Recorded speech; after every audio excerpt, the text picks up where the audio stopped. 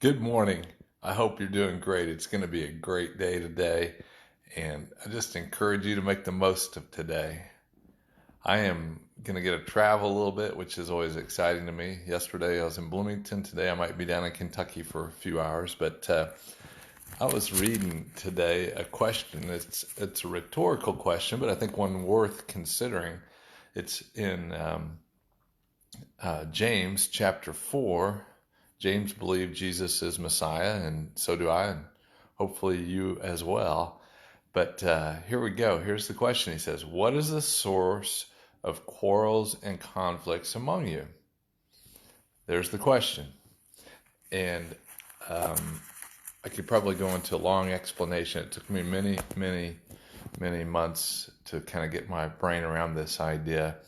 And there's two things that are the source of conflict I'd suggest to you. One is this thing called sin that dwells in your body. And Romans 6:12 says this. It says, therefore, do not let sin, a noun, reign in your mortal body so that you obey its lusts.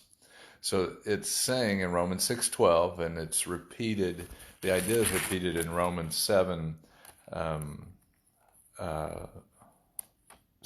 and 7:20, that there's this noun called sin that has lustful thoughts. Lust can be for, relational things like you're accustomed to it. It could be for physical things.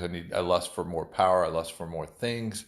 And he says, don't let sin reign in your body there, because it will create thoughts in your head contrary to the mind of Christ in you. And then what this other thing that works for you that says, what is the source of quarrels among you, is that you have this thing called the flesh. It's these habit patterns stored in your brain that try to accomplish life through its strength rather than Christ in you, the Spirit of God in you.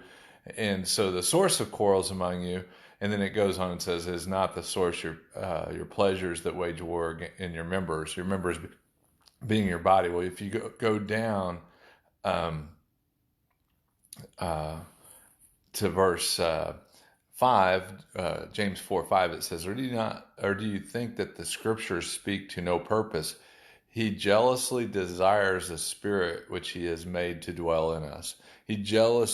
God jealously desires that we would trust the Spirit in us today, not the flesh, not listening to this thing called sin that puts these lustful thoughts in our head, that we need to be right or that we need to control the future and things like that. We need to trust the Spirit of God in us, is what James is suggesting there, which also Paul says over and over again in his writings, that it's Christ in you, the hope of glory.